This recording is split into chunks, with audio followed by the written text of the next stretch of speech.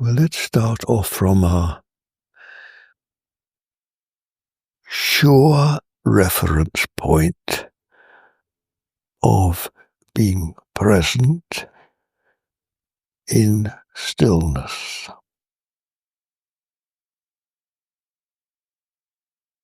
in unshakable stillness.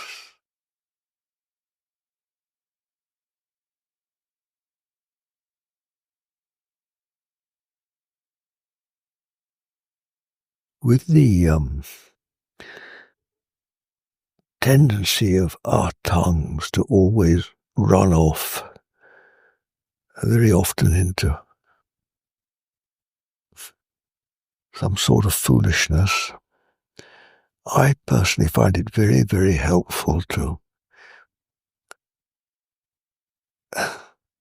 well, as I just said, that this stillness is one of the few things we can be sure of in life, isn't it?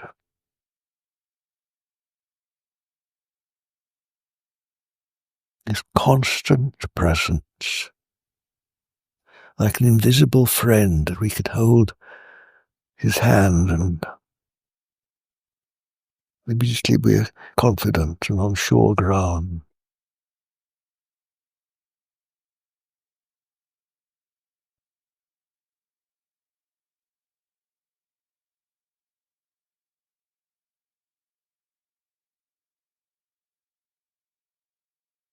Assured that in the midst of all the chaos and confusion of life, one thing at least is certain.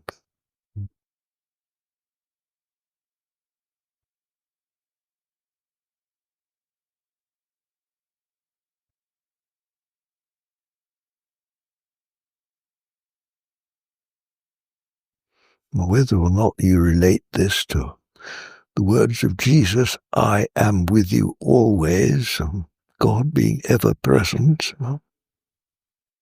why not? Because it's for real, isn't it?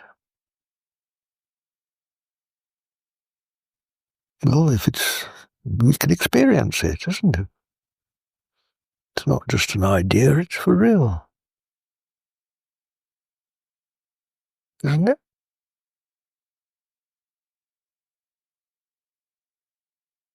Well, I can hear it, can't you, if you listen beyond the sound? It's not a feeling. Feelings, thoughts, feelings, and sensations are not it. These all belong to what's called a discursive mind. You've got to go beyond that. Into the stars, dear. We were talking about them yesterday. You know all about stars? Well, this starlight is here, isn't it? This inner starlight. It's not a concept, it's not a thought, it's not a feeling. It's look what fills this room when there's emptiness. What is this emptiness in the room? It fills the man to blame. If it wasn't for him, I'd still be a little unseen mouse in the church. Unseen, unknown. God, as we say, God knows, I don't.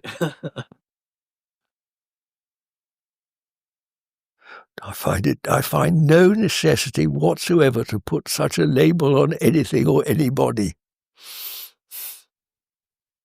Why do we always have to put these sort of labels on things? What do I know when God said? I don't even know what God is, for heaven's sake. So how can I talk about God sending something or God's plan? Well, I'm just talking nonsense, aren't I? I don't know what I'm talking about. Who knows what God is?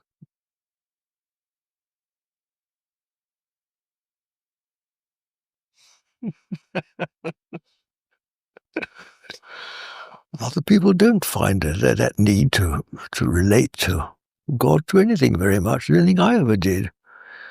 Some do. Some people like to have a structure to their beliefs.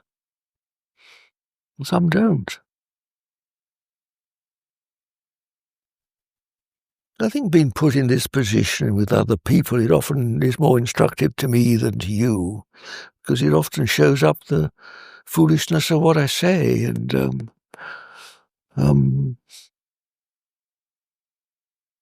perhaps helps me clarify my own muddled thinking. Wants me to trust myself less and the presence more. No, I don't think it has really made much difference to what you refer to, Bertie. No, I'm not trying to teach anybody anything. I've got the slightest wish to improve. Elucidate means illuminate, doesn't it? Oh no, my dears, God's sake, don't come to me for that. Do you know, Russia, I spent several years living in Russia, and I became very interested in Russian Orthodoxy, which is the Russian version of Christianity. Russia taught me many, many things. And in particular, the Russian understanding of sin is really,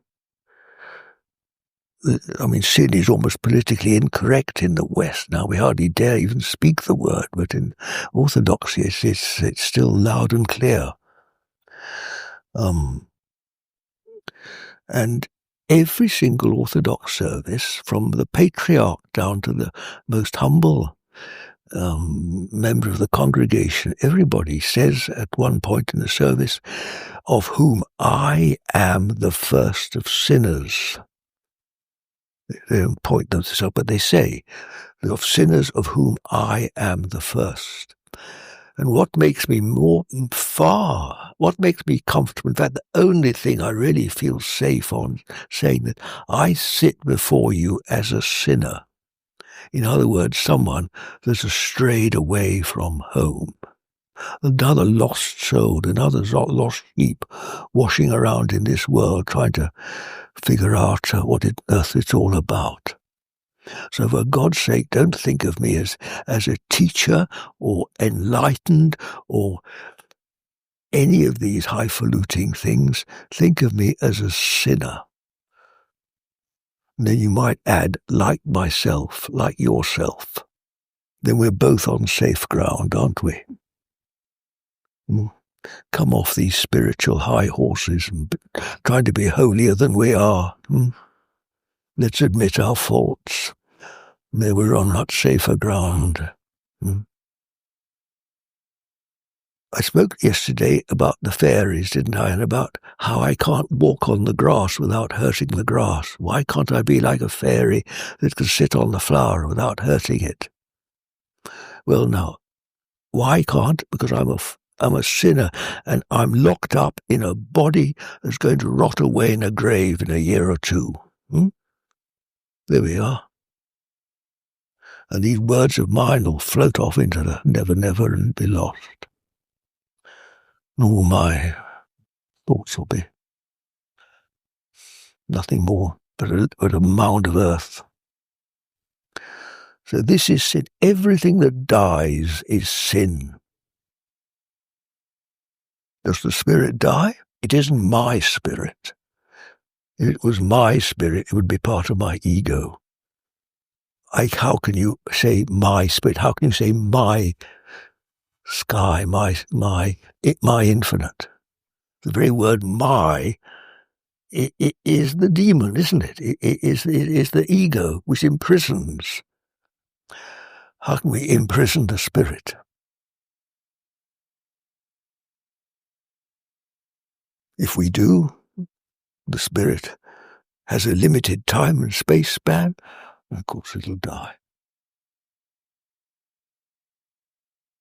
You meditated this morning. After meditation this morning, you looked at me with a pure eye. Your eye isn't pure now because your eye's got a question over it, a wondering, a doubt in your mind.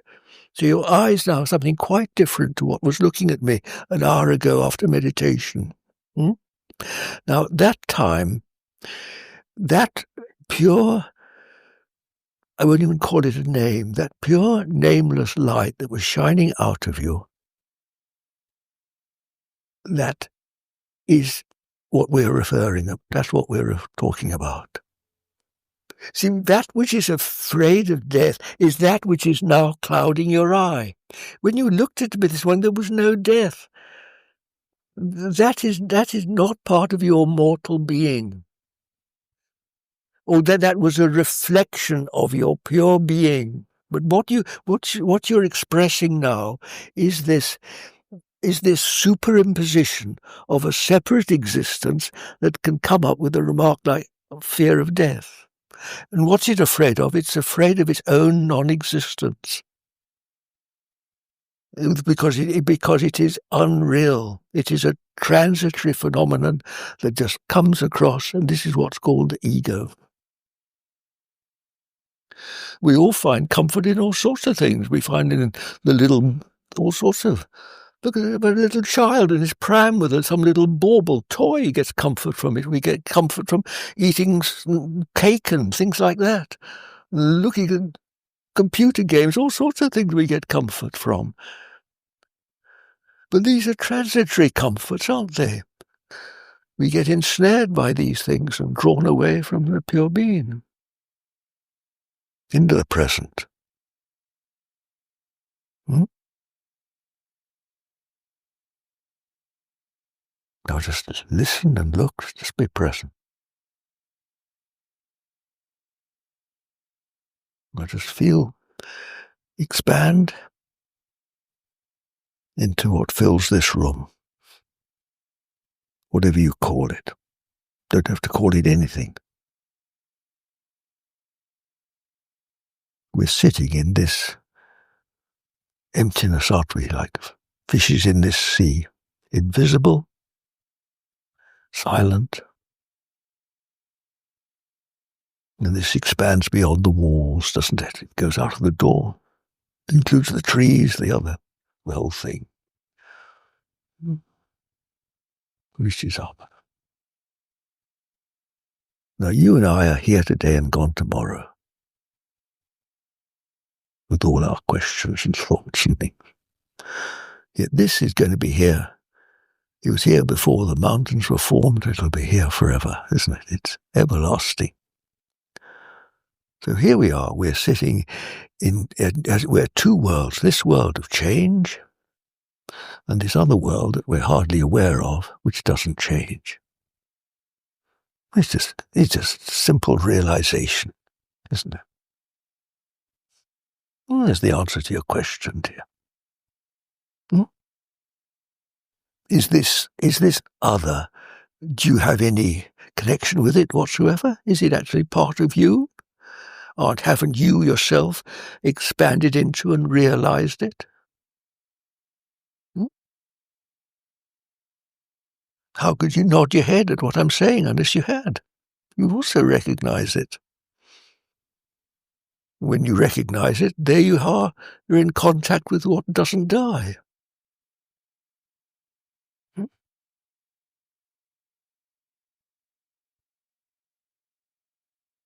Yes, I can see that I know it does. It seems easy to me now, but perhaps I've been practicing it for perhaps all my life. I keep telling you I'm a country boy. I've spent most of my working life alone in the fields, constantly straightening up my aching back and looking to the horizon and being aware of this.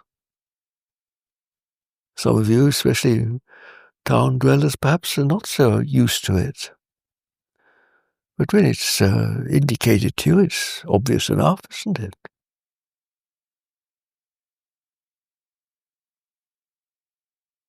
Keep telling you, just look to the sky and beyond the clouds.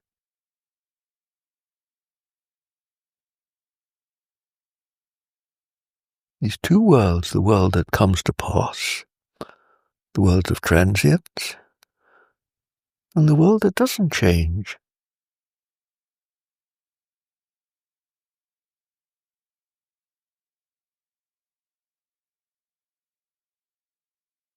People love to put up on their walls pictures of mountains, don't they, and waters and lovely scenes like that, there's something comforting and something changeless about them, isn't there? The rocks, the mountains.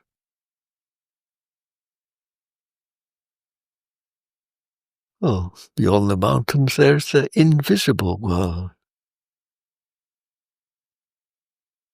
It doesn't change. I suppose the difference between this sort of work, meditation, is that in the scriptural will tell you about these things in words, tells you to believe in it. But if we meditate, we actually experience it. It becomes real to us. Again, I think I told you yesterday that when I first meditated and realized this infinite expansion, suddenly spirit that I'd been taught about since a child became real to me. I suddenly realized what people were talking about. It wasn't just something that I was meant to believe in. It was actually real. It could be experienced. And how could I sit and talk like this if this experience hadn't become more and more established throughout my life? And you're all picking it up now, aren't you? You're all attending to me now. You're all feeling it. Yeah, that's better. Your eyes have cleared now. You're paying attention. Yes, all of you. Every one of you. Very good. See what a difference. Suddenly it's become real, hasn't it? A mantra simply gives us an alternative. When we give attention to something, say I pick this up and read here, Spiritual Unfoldment, A Good Farmer. My attention is drawn to this, and I forget about all of you, and I'm suddenly it's like if I had a torch and shone the torch on it, it becomes into reality, doesn't it? Now, when we pay attention to our thoughts magnify, don't they? They become dominant. And we can walk down the street thinking and not notice where we're going.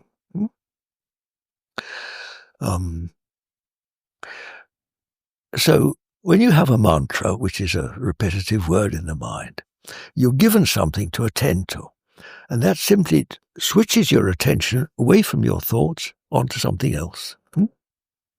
And because your thoughts have no attention, they just settle down. So you follow the mantra. And then with repetition, the mantra usually gradually becomes quieter and sort of less subtler. So the attention is drawn to more subtle regions of the mind. And then it may, at some point, transcend altogether. So completely naturally, you are led away from this grip on one's own thoughts and feelings like that. There's nowhere to go to. It's simply that we let go our attachment to what's holding us in something smaller than is necessary. So we hold ourselves imprisoned, as it were, in our thoughts, our feelings, our sensations, our identity with me. So we're enabled to more easily appreciate beyond. It's really a dead simple principle. And if you have a mantra you like, then it's that much easier to attend to it. And because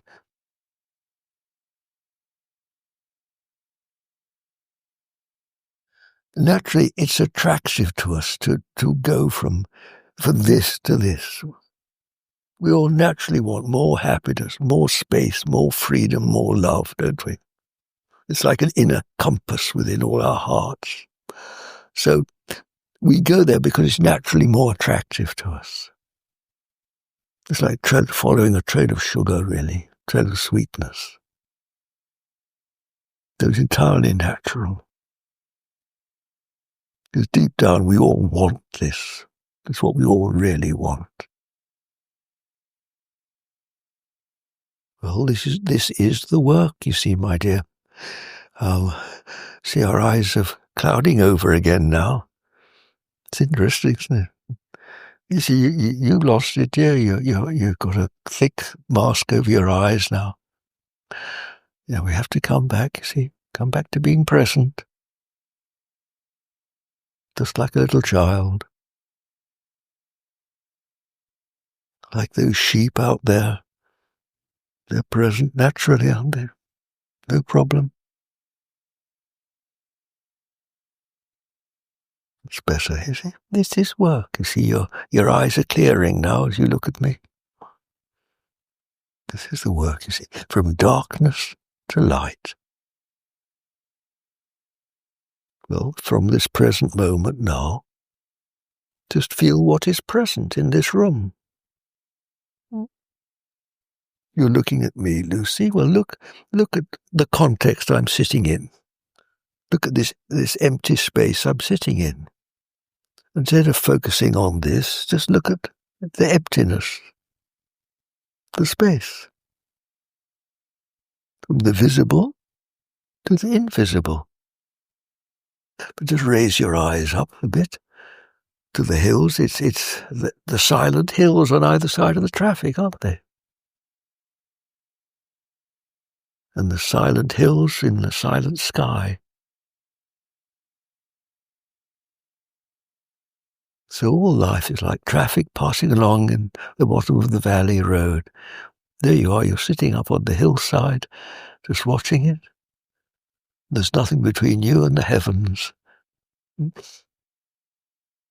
people love to do this naturally when you climb a hill. So you've climbed hills. You know what it's like? Well, all you're doing is meditation is just doing that within yourself.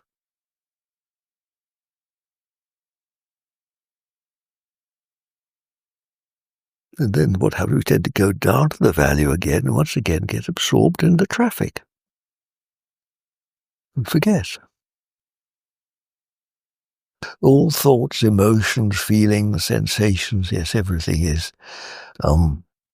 But they are more difficult. Yes, we cling to our emotions very much. And interestingly, one of the ones we cling on to most fiercely is our suffering, you know. It's extraordinary how people love their suffering, but won't let it go. Especially poor me. We love our poor me, don't we? Poor, misunderstood, lonely me. All this trying to get results, I was very strongly advised when I was studying meditation not to look for results. Don't look for results. Look here now, dears. Feet on the ground. See how many times must I tell you, and consistently we all fall away. This is work, you see. Persistent practice. Feet on the ground, just come into the present.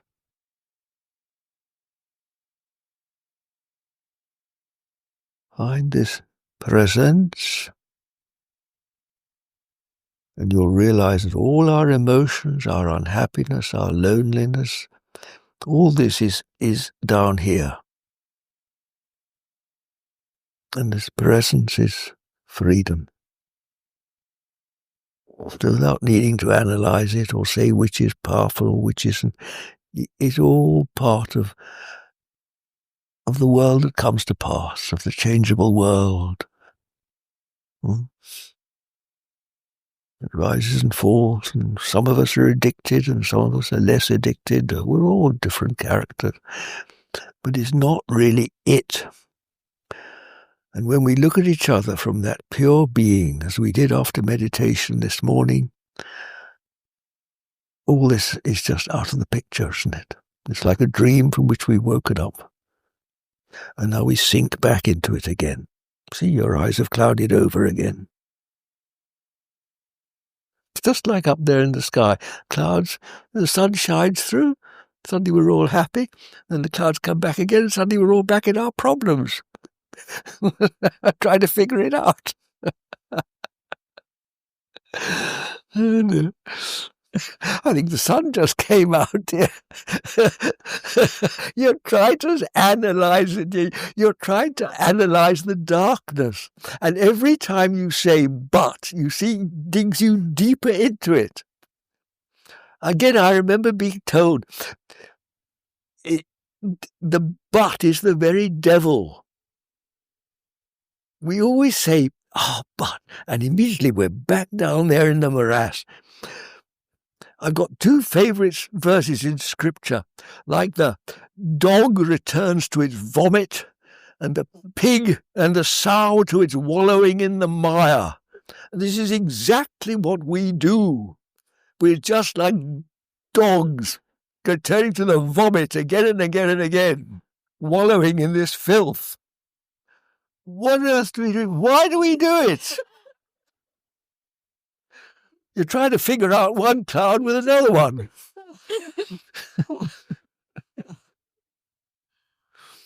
I'm going to shut up now. I'd like to return to a question Bodhi asked yesterday. It's about how did these books arise? When I was a little boy of 7, I was sent to boarding school for 10 years. And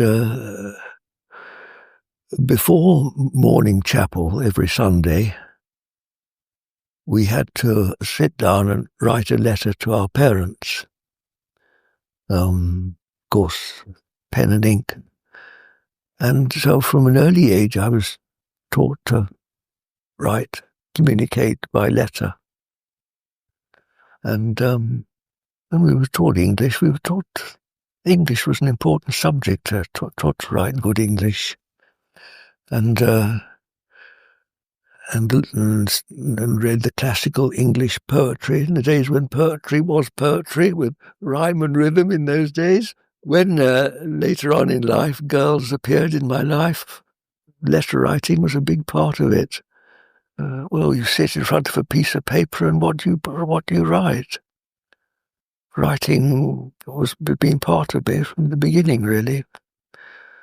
I think particularly writing to my first girlfriend was in France. I never saw much of each other, but we wrote very long letters to each other, in which I poured my heart out, and my first poems, wrote about what I loved, which was largely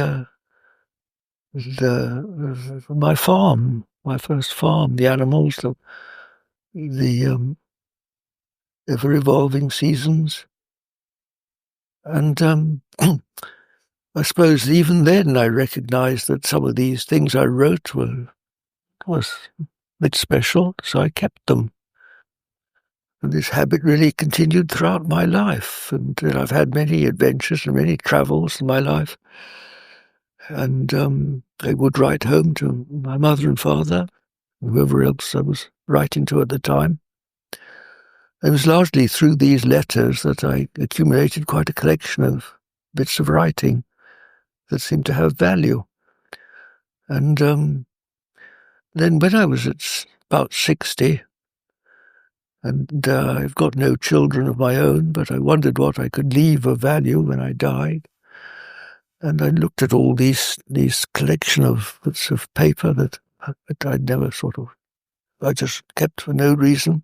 I suddenly thought this was what I have of most value, these sort of times when you seem to look at life and something significant seems to happen, something worth communicating. So that's how this first book was produced. I put together what I felt were my best bits that I'd collected through my life, and then there's this, and most of these other things, these other books, were really just stored in the cupboard. These were notes I made through my many farming years when I started writing articles for various papers and that, and had a few articles written about me. Then I've been in several years in Russia, I've told you about, in Africa and in America. Those 2 books talk more about my farming years and my other adventures. So, in relation to what we've just been talking about, there are almost no thoughts in my book. They're all real experience.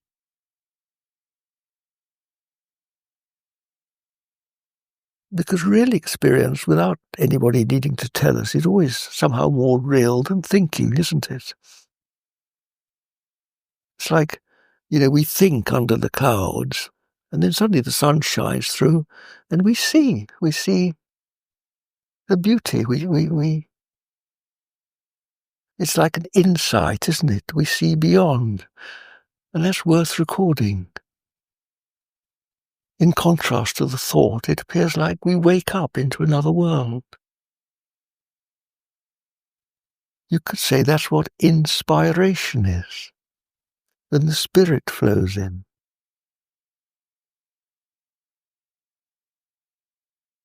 And that's really what all these are. And the more mystical writings are the same thing, really, inwardly. Because when we come out of meditation, like again, let me go back to what we experienced this morning. When our mind is clear and we open our eyes, before the first impressions often have a crystal clarity about them, don't they? And then we, as it were, descend into the world of thought and thinking about it. And if you have a notebook with you and write down whatever first comes into your mind after meditation, you may find you'll be surprised looking back later on at what you write, at what you do know, what has been shown to you, put it that way, what has been revealed to us. And again, I remember being told that knowledge is not something you can learn about. True knowledge is revealed. It's revelation. Now that's what a difference that is. You see, between reading or even listening to somebody else speaking and revelation.